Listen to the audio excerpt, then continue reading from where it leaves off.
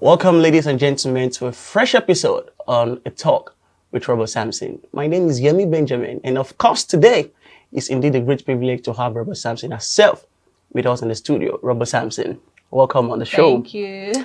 And today, to interest you, I want to talk on the topic that it's everywhere already: social media addiction. All right, we'll go on a short break, and when we're back, we'll go proper into the business of the day. Don't go nowhere. Stay with us.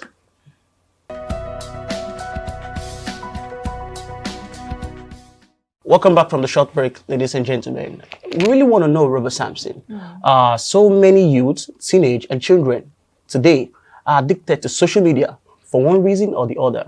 So what can you say, or how can social media affect the mental health of a person? Thank you. Okay, it affects in so many ways, especially young people, youth, young ladies. You go online, you see things, you see friends that are making it, you see people that are doing well. And the thing about social media is that you only see what's there. You don't know, people would not tell you their problem. Exactly. They'll only put out the good part of their lives. And it affects many people because you go online, you start seeing things, and it starts affecting you. You start thinking about your life. You start feeling lonely. Social media, I think, it's not a bad thing. It's just that we are not making good use of it. You know, you burn your airtime. You subscribe every month, and you all you do is just go in there and you just go online. You just look at people's profile, people's page, people's this. It's not bad, but some persons spend more than 3 hours on social media doing nothing. Nothing, absolutely. Just checking watching people's, videos. and it affects you. It affects you in one way or the other. You might not even know it, but it affects you.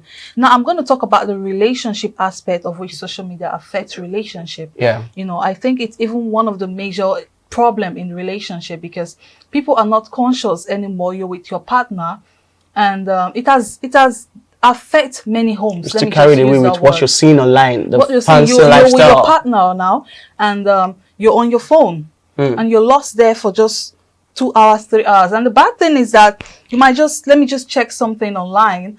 At the end of the day, you might just find yourself, you're there for 3 hours checking other stuff. What even took you there? You forgot about it. And relationship aspect, how it affects relationship, children. People don't pay attention to their family. They are not conscious anymore. Children need their parents. You come back from work, you're on your phone. Your husband is on his phone, the wife on her phone. The kids sometimes need this interaction. Relationship between the father and the mother. And you might not even know that this is killing a lot in your relationship, in your family. And when it comes to partners, you're with your wife, you're with your husband, is on his phone, because the time you're supposed to use to have a meaningful conversation with your partner is on his phone.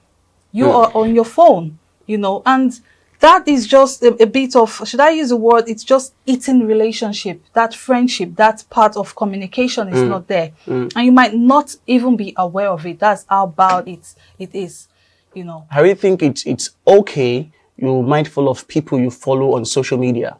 They get to affect life. I think there's something happened some times ago. There's this guy on my WhatsApp that I view his WhatsApp status sometimes, and there are things he posts, but when I get to meet him in real life, he's not what he posts. I was like, really? I went on Instagram some times ago. I do it almost every week, maybe once in a week or once in 2 weeks. I unfollow. Because there are sometimes what you see, you might be a good person, and there are sometimes that you post something that is okay with me. I unfollow you instantly. It doesn't mean we are not cool. Yeah. But what you're posting is not good for my health. It's not good for what I believe. So I think it's okay we're mindful of people who follow on social media. It doesn't mean you don't love them. Yeah. But their content sometimes can actually affects show you. exactly It affects you mentally. perfectly. Ladies and gentlemen, we'll go on a short break, and when we're back, we continue. Stay with us.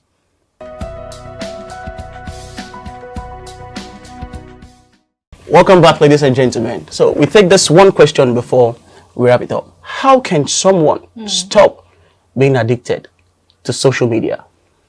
Well, you just have to be conscious. Like I said earlier on, it's something that takes your time and you might not even be aware of it. you might just be lost there. I think we should learn to take advantage of social media. Use it, do not let it use you. Go online, learn something new. Use it to improve your life. These days, you can learn anything online. You can be anything, just watching stuff, learning. You can make anything by just watching some stuffs online. You know, so I think you should just be conscious of you being on social media. Social media is positive. It's not bad. It's very positive. You can use it to improve yourself in so many ways. You don't just allow it to use you. All right, learn something from it. Use it to network with the right people. That's what I think that's what it's meant for. Basically, yes, social media is quite useful. I learned so many things watching videos on YouTube. yes, Yeah, so it's quite useful. We need to be mindful of what we're doing online. This very topic, it's quite broad, and I'm sure we'll still be back to talk about this some other time. This brings us to the end, and it's indeed a great privilege to have you with us in the studio. Thank you. Ladies and gentlemen, this brings us to the end of this segment. Really appreciate you for coming Thank you. on this show. It's still a talk with Robert Sampson. My name is Yemi Benjamin.